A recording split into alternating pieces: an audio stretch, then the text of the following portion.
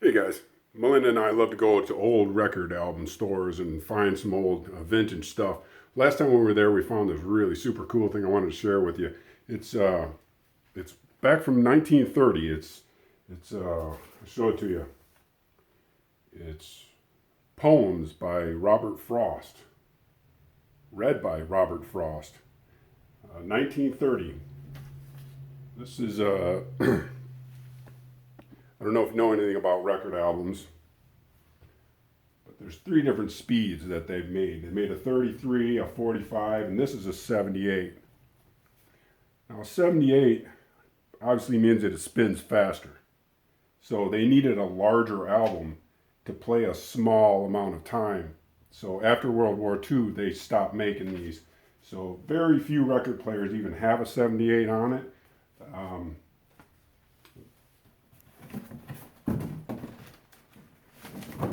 Got a large collection of these. You can see back after World War II, they could make this amount of time onto this just by slowing down the record. This one was spinning so fast. So just modern technology, just keeping up with technology. I'm going to play this for you, but I'm going to have to play it a little bit faster by hand. So it may sound a little goofy, but I think you're going to dig it.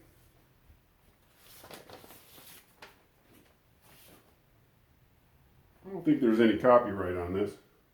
If there is, I'll be in trouble.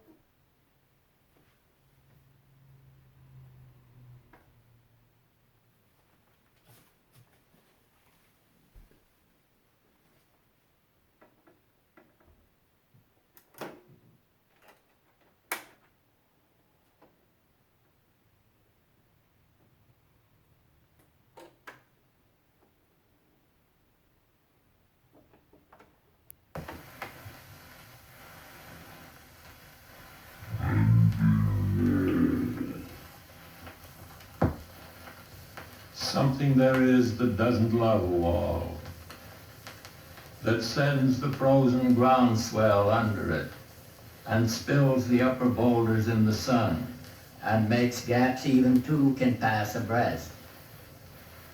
The work of hunters is another thing. I have come after them and made repair Where they have left not one stone on a stone, but they would have the rabbit out of hiding to please the yelping dogs. The gaps, I mean, no one has seen them made or heard them made, but at spring mending time we find them there.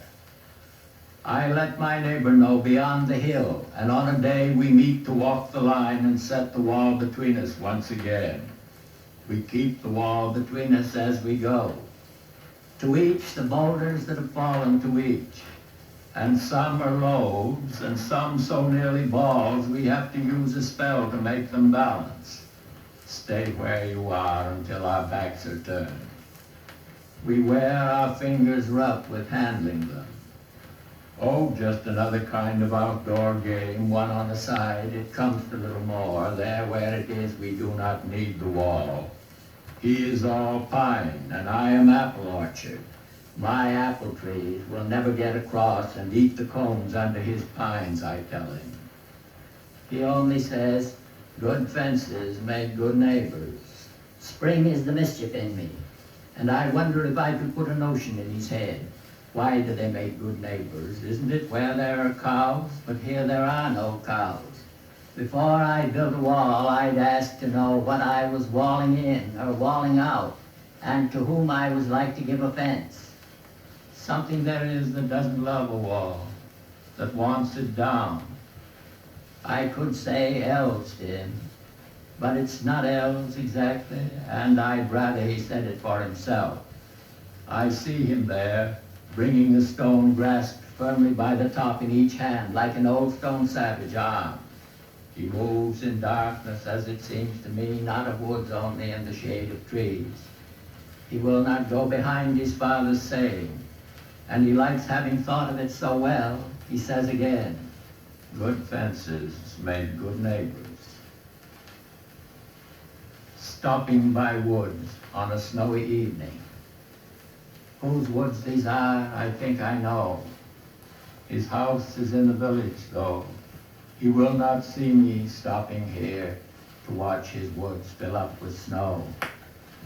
My little horse must think it queer to stop without a farmhouse near, between the woods and frozen lake, the darkest evening of the year. He gives his harness bells a shake to ask if there is some mistake. The only other sounds the sweep of easy wind and downy flake. The woods are lovely, dark and deep, but I have promises to keep, and miles to go before I sleep, and miles to go before I sleep.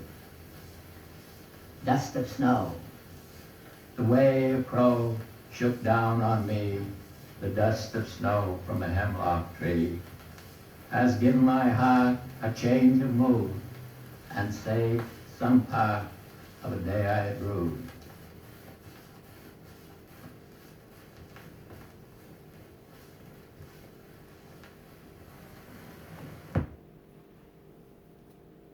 I know that sounds kind of funny. I tried to keep it at the same speed. I thought that was kind of interesting.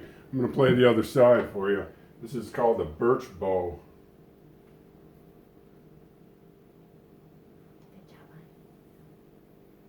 Birches, I'm sorry, is the name of this poem.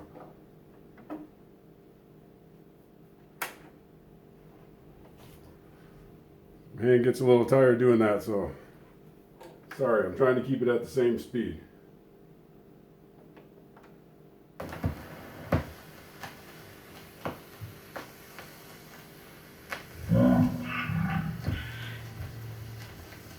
When I see birches bend to left and right across the lines of straighter, darker trees, I like to think some boy's been swinging them. But swinging doesn't bend them down to stay. It's ice storms do that.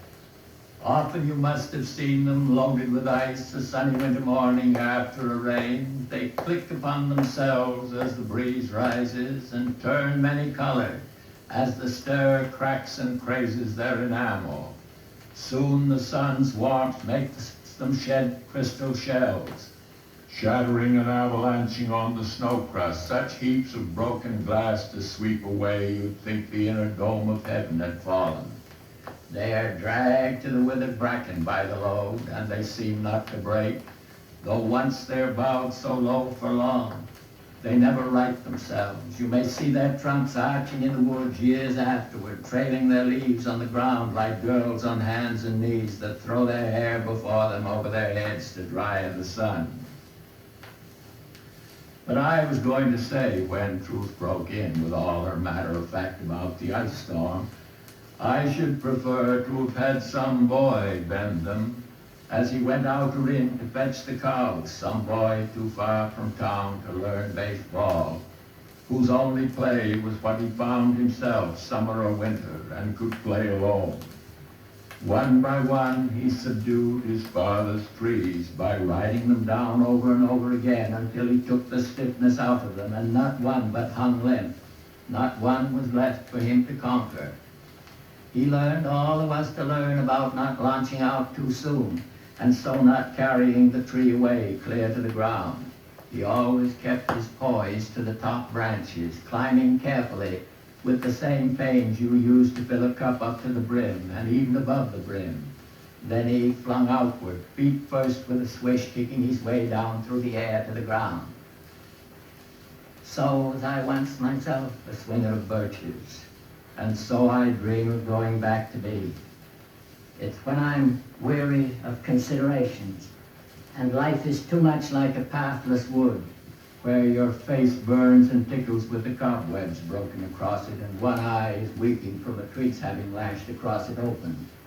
I'd like to get away from earth a while, and then come back to it and begin over. May no fate willfully misunderstand me, and half grant what I wish, and snatch me away not to return. Earth's the right place for love. I don't know where it's likely to go better. I'd like to go by climbing a birch tree and climb black branches up a snow-white trunk toward heaven till the tree could bear no more but dipped its top and set me down again. That would be good, both going and coming back. One could do worse than be a swinger of birches.